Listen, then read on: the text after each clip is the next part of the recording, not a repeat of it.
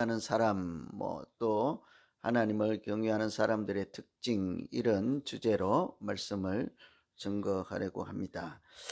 전도서는 새벽 기도 시간에 기도하는 말씀인데 1장에서 6장까지는 주로 해 아래에서 사는 삶에 대해서 말씀하고 있죠. 해 아래에서 사는 삶이 헛되다. 네, 헛되다. 그래서 해 아래라는 표현이 좀 특이한 의미를 갖고 있는 말씀이기도 합니다.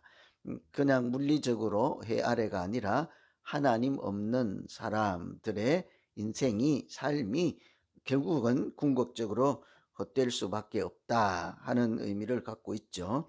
이제 7장부터 마지막 12장까지는 반대로 해 아래가 아닌 하나님을 경외하는 사람들의 모습이 어떠해야 하는지를 강조하는 말씀으로 이해할 수 있습니다. 그래서 오늘 말씀은 하나님을 경외할 때 어떻게 해야 되는지, 또 하나님을 경외하는 사람들의 특징이 어떤 것이 있는지를 한두 가지 살펴보고 말씀 붙잡고 같이 기도하겠습니다. 첫째는 하나님을 경외하여 교만을 물리치는 것이 하나님을 경외하는 사람들의 특징이다. 정확하게 말씀드리면 우리가 믿음 생활할 때 교만을 물리치는 방법은 하나님을 아는 것밖에 없다. 하나님을 경외할 때야 비로소 교만이 물러간다는 얘기죠. 그래서 오늘 말씀 중에 보면 16절에 지나치게 의인도 되지 말고 지나치게 지혜자도 되지 말라 그렇죠. 17절에는 지나치게 악인도 되지 말라. 세 번째 나오는 17절에 있는 악인 되지 말라는, 그것이 지나치지 않을지라도 악인은 되지 말아야 하지 않겠습니까? 작은 악인은 괜찮고 큰 악인은 나쁘다, 이런 얘기가 아니잖아요. 악인도 지나칠 때만 문제가 있다, 이렇게 생각하지 않아도 악은 그 자체로서 우리가 경계해야 되는 것인데요. 그런데 앞에 것은 좀 아리송합니다. 의인도 지나치게 의인 되지 말라 하니까 그러면 적당하게 의인을 하라는 얘기인가? 또 지나치게 지혜자도 되지 말라 하니까 지혜자도 그냥 적당하게 하라는 말인가? 어떻게 하실래요? 의로운 사람, 의인이 되려면 제대로 한번 잘해 보실래요? 그냥 적당히 의인 되고 말래요? 지혜를 갖고 사시려면 하나님을 믿는 지혜를 우리가 필요하고 지혜로 살고자 하는데 그냥 적당한 지혜로 사실래요? 하나님이 주시는 최고의 지혜를 이따가 기도할 때 구하시겠습니까? 아마 더 달라 하고 후히 주시고 꾸짖지도 아니하시는 하나님께 끝없이 구해야 하는 것이 또한 지혜이지 않겠습니까? 그렇다고 하면 왜 지나치게 의인 되지 말라 하고 지나치게 악인 되지 말라 하고 지나치게 지혜자도 되지 말라고 할까?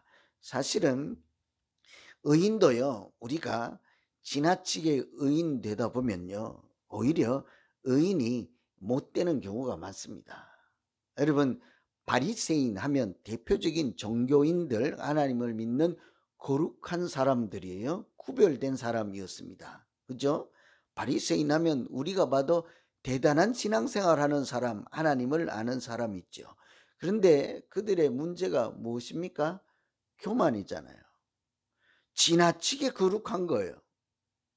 이게 좀 잘 이해를 해야 됩니다. 지나치게라는 말은 자기 의가 살아나서 자기 생각에 의로운 거예요.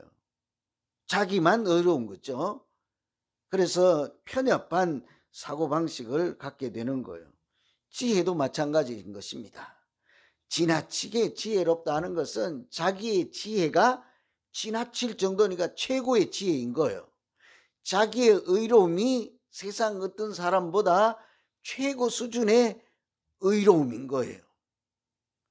그것을 우리가 교만이라고 해야 하지 않겠습니까?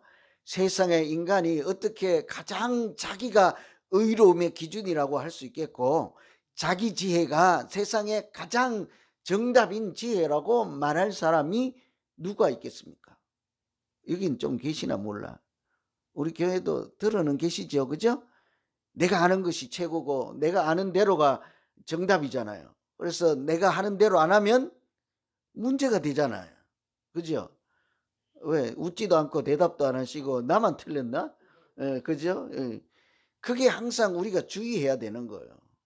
그래서 우리가 간혹 대화를 하다가요, 사람들이 이거 전부 콜라야 그러면 나는 틀림없이 이게 사이다인데 사람들이 다 열이면 열 다 콜라래. 그러면 때로는요, 그런가 보다 하세요. 뭘 끝까지 싸워서 이거 사이다라고 해야 되겠냐고. 그 이름 짓기 나름이요. 이거 해서 이름을 시커멓고 달콤한 것을 내일부터는 그 회사에서 사이다라고 부르고, 스프라이트라고 해야 되나, 사이다라고 하니까 촌사람 뭔지 또 모를 수도 있겠다. 그죠? 아니면 반대로 맑고 하얗고 달콤한 것을 콜라라고 부를 수도 있을까요? 없을까요? 있는 거죠. 이름 짓기 나름이요. 그래서 오늘 성경은 지나치게 의인도 되지 말고 지나치게 지혜자도 되지 말라는 것은 의로움이나 지혜 자체가 문제라는 것이 아니라 자기 의로움인 거예요. 자기 지혜인 거예요. 그것을 최고라고 여기고 그것만 옳다 하는 그런 입장을 취하지 말라. 어떤 사람이 그렇게 할까요? 어떤 사람이 내 지혜가 최고입니다, 내 의로움이 아주, 이것은 뭐 하나님도 부인할 수 없는 의로움입니다. 누가 그래요? 하나님을 잘 알지 못할 때예요. 의로운 사람일수록 하나님 앞에 서면 어떻게 돼요? 그대 앞에만 서면 작아지는 거죠. 하나님 앞에만 서면 나의 의로움이라고 하는 것은 사실은 아무것도 아닌 거예요. 하나님 앞에만 서면 내가 죄인이올시다 라고 하는 사람이 오히려 의인이라고 해야 되지 않겠습니까? 그래서요, 항상 용서를 구하고 항상 사과를 하는 사람이 어쩌면 옳은 사람일 수가 더 많아요. 얼마든지 그럴 수가 있습니다. 지혜의 경우도 마찬가지입니다. 여러분, 우리가 세상을 사는 지혜를 다 안다고 하지만 해 아래에서 지혜로운 사람으로 살아보았더니 뭐래요? 솔로몬이. 세상에 지혜롭고 지혜로운 사람 중에 하나가 솔로몬이잖아요. 그러니까 하나님이 무엇을 줄까 할 때 돈도 명예도 다 필요 없어, 나는 지혜를 주십시오 하고 그런 지혜로 살았잖아요. 그런데 그 지혜로 살아보니 뭐래요? 헛되고 헛되다 하는 사람이 솔로몬 이야기지 않겠습니까? 그래서 자기 지혜가 최고다 하는 사람은 곧 하나님을 잘 알지 못하는 사람이에요. 그 말은 지혜의 근원이 누군데요? 지혜 그 자체가 하나님이시지 않겠습니까? 진리의 하나님이 지혜이지 않겠습니까? 그런데 내가 아는 지혜가 세상을 움직이는 하나님의 지혜와 같다라고 생각하는 순간 우리는 사실은 하나님을 잘 알지 못하고 경외하지 않고 무시하는 교만의 경지에 이르는 거죠. 그래서 지혜도 지나치지 말고 또 의로움도 지나치지 말라 하는 것은 지혜의 근원도 하나님이시요, 의로움을 우리에게 주시는 하나님도, 의로움을 우리에게 주시는 분도 하나님이라는 사실을 알고 하나님 앞에서 겸손하게 살 때 우리 가운데서 교만은 저절로 물러갑니다. 이런 얘기를 하는 거예요. 그렇지 않습니까? 그죠? 그래서 의로움과 지혜 자체가 나쁘다는 말이 아닌 거예요. 그러면 악은 어떨까요?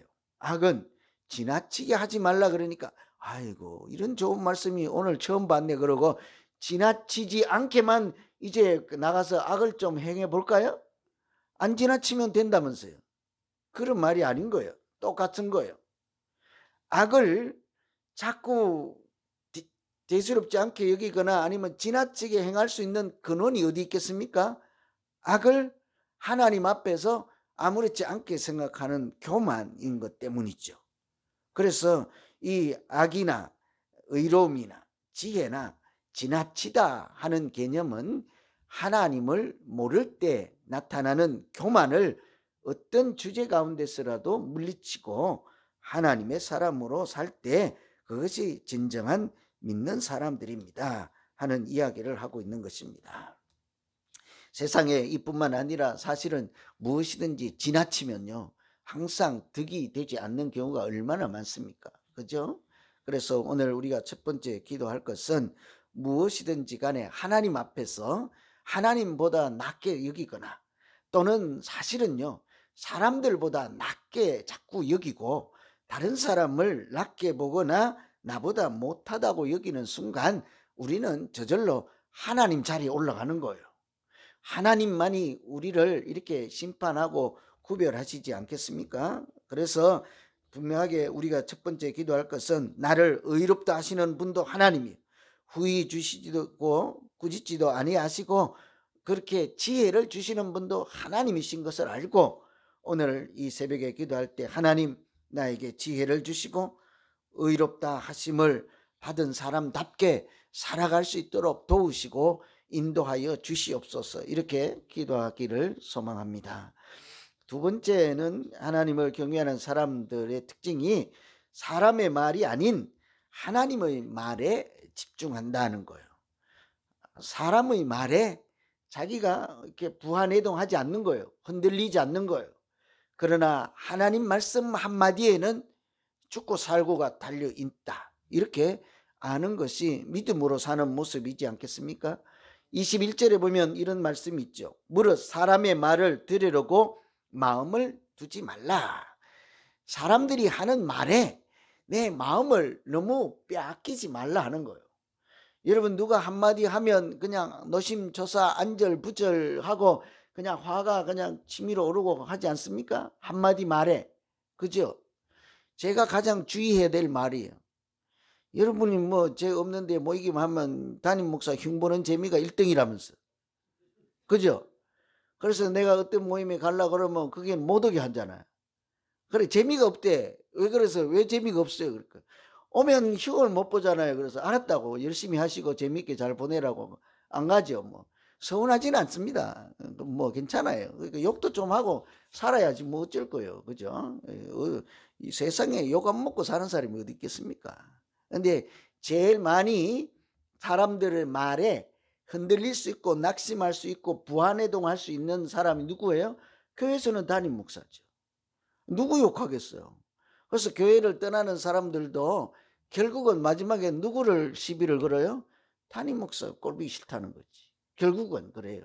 결국은 자기들끼리 사이가 안 좋아갖고 싸우고 나가놓고는 마지막에는 어때요? 자기들끼리는 나중에도 원수되기 싫고 그냥 가만히 있는 담임 목사 갖다 붙여가지고 설교가 어떻네, 뭐가 어떠네, 뭐 잘 못생겼네, 어떠네, 나중에 뭐 별말을 다 갖다 붙이죠. 뭐 어쩔 수 없죠. 뭐 그거 업보지, 업보. 응? 업보라는 말은 좀 표현이 그렇습니다만 그냥 그 자리에 있는 사람이 당연한 거예요. 그죠? 어쩔 수 없는 거예요. 그런데 오늘 말씀은 그런 사람들이 하는 말에 내 마음의 에너지를 다 낭비하지 말고 부안해동하지 말고 흔들리지 말고 낙심하지 말고 우리의 마음을 어디에 경청해야 될까요? 하나님의 말씀에 귀를 기울이라 하는 거예요. 그래서 여러분, 다른 사람들이 비난하거나 부정적인 얘기하면요, 너무 막 비참하게 집에 가서 울고 3시간씩 밥도 안 먹고 그러지 마세요. 괜찮아요. 그분들이 하는 평가요, 아무 효력이 없고 능력도 없어요. 괜찮아요. 왜 그렇습니까? 우리를 궁극적으로 우리의 외모를 보시지 않고 중심을 보시는 분은 하나님이시지 않겠습니까? 여러분들이 장 목사 나쁘다 아무리 그래도요, 저는 그게 중요한 것이 아니라 하나님께서 한마디만 해주시면 돼요. 괜찮다. 그러면 괜찮은 거예요. 근데 여러분이 아유 우리 목사님 어쩌고 저쩌고 괜찮고 뭐 어쩌고 뭐 그래도요, 하나님이 넌 아니야. 그럼 다 여러분이 하는 칭찬은 꽝인 거예요. 여러분은 사탕발림으로도 할 수 있잖아요. 그냥 괜히 밥 사달라고 그럴 수도 있고, 그죠? 뭐 얼마든지 그럴 수 있잖아요. 근데 그런 게 중요한 것이 아닌 것입니다. 근데 담임 목사만 그런 게 아니라 사람 사는 이치가 그렇다는 거예요. 여러분, 누가 여러분 보고 무식하다 하라 그러면 집에 가서 어머니 나를 왜 무식하게 낳았습니까? 라고 따질 거예요? 그 사람이 하는 말이에요. 그 사람이 수준이 그래서 그렇게밖에 안 보이는 거예요. 그런데 그런 말에 휘둘릴 필요가 없는 거예요. 그러나 반대로 하나님이 이 믿음이 적은 자야 할 때는 정신을 바짝 차려야 되지 않겠습니까? 항상 깨어 기도하라 하면 정신 차려야 되지 않겠습니까? 그죠? 그래서 우리가 가끔 사람들의 말에 이렇게 힘이 빠지고 낙심하고 넘어지고 또 예민하게 민감하게 반응할 수도 있지만, 그때마다 여러분 하나님의 아들로 이 땅에 오신 예수님을 생각해 보세요. 예수님은 히브리서에 보면 흠도 없는, 아주 죄도 없는 그런 분이시잖아요. 그런데도 사람들은 뭐래요? 왜 죄인들과 먹고 마시고 노느냐 하지 않습니까? 왜 그 밀밭 사이로 그런 가서 남의 밭에 가서 밀 이삭을 따먹는 제자들이 당신 제자라며 하고 따지지 않습니까? 그런 소리를 예수님도 들었다 하면 우리는 그런 소리 얼마든지 들을 수 있다 없다요? 그런데 왜 그런 소리 들을 때마다 성질 내갖고 쫓아와가지고 저 사람이 어제 내 욕했다요, 우리 교회에서 쫓아내 주세요, 왜 그러십니까? 응? 그렇게 하지 말라니까요. 이게 통이 크고 믿음이 성장할수록 어떤 사람이 자기한테 귀에 거슬리는 비난하면요, 겸손해지고 그것을 받아들일 수 있는 스폰지 같은 흡수력이 있는 사람이 사실은 하나님을 잘 알고 믿는 사람이죠. 너 아무리 그래봐야 소용없어. 오늘 말씀에 이런 얘기가 있어요. 종에 대한 얘기가 나와요. 주인이 주인에 대해서 비난을 한 거예요. 저주를 했대요. 그런데 성경 말씀의 결론은 뭐예요? 그거 귀담아 듣지 말라, 신경 쓰지 말래요. 왜 그렇습니까? 종이 자기를 저주하는 소리를 들을 때가 있는데 주인이 그 소리를 듣는다고. 여러분 그러면 한번 질문해 볼게요. 여러분 주인이요, 제가 종이요. 아니 제가 그럼 또 대답 못할 수 있으니까, 어떤 사람이 종이 있어요. 종이 이렇게 비난하고 욕하는 소리도 여러분 주인이에요. 그 종을 죽이고 살릴 권한이 있어요. 힘도 있고. 근데 종이 어느 날 기분 나쁜 소리를 했어요. 어떻게 할래요? 1번 감옥에 쳐넣는다. 2번 그냥 못 들은 척한다. 어떻게 하실래요? 답하지 마세요. 제가 대신 해드릴게요. 감옥에 쳐넣는다. 그죠? 주인이니까 마음대로 할 수 있으니까, 힘도 있으니까. 근데 성경은 뭐래요? 그 말에 그냥 신경 쓰지 말라. 왜냐하면 종이 주인에게 그렇게 하는 그 말이 저주를 해도 하나님이 하시는 저주가 아니라 너에게 효력이, 능력이 전혀 없다, 이런 얘기예요. 그 종이 그런 말 한다고 해서 그 주인의 입장이 달라지거나 뭐 면모가 달라지거나 그럴 리가 없다 하는 거예요. 그래서 우리도 마찬가지입니다. 우리의 인생을 바꾸거나 우리의 기분을 바꾸거나 내 평가 점수를 뭐 이렇게 내리거나 사람들이 그럴 수는 없는 것이지 않겠습니까?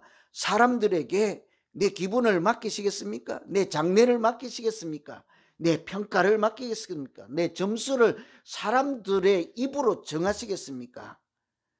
우리의 심판주 되시고 우리를 사랑하시는 하나님께서 외모도 보시지 아니하고 중심을 아시는 하나님께서 하시는 말씀을 귀담아 듣고 내 사랑하는 자요 기뻐하는 자라 하는 그 소리를 듣고 오늘 또 믿음으로 승리하며 살아가는 우리 모두 되기를 간절히 기원합니다. 오늘은 하나님을 믿는 사람들이요, 이렇게 하나님 없는 사람처럼 내가 최고 의로운 사람이야, 저 사람 틀려먹었어, 그러지도 않고 내가 가장 지혜로운 사람이야, 저 사람 방법이 틀려먹었어, 그러지 아니하고 그렇게 하는 순간은 하나님 없는, 잘 모르는 순간이라는 거예요. 지혜의 기준도 의로움의 기준도 하나님이시니까 내가 기준이 될 수는 없는 노릇이지 않겠습니까? 뿐만이 아니라 사람이 하는 말에 내 자신을 맡기지 말고 또 예민하게 반응하지도 말고 하나님이 뭐라고 하시는지를 경청하고 들을 때 우리의 믿음은 쑥쑥 자라고 하나님도 우리에게 은혜와 성령이 충만케 하여 주실 줄로 믿습니다. 오늘 말씀 붙잡고 우리 각자 자기 자신을 살피며 같이 한번 기도하겠습니다. 각자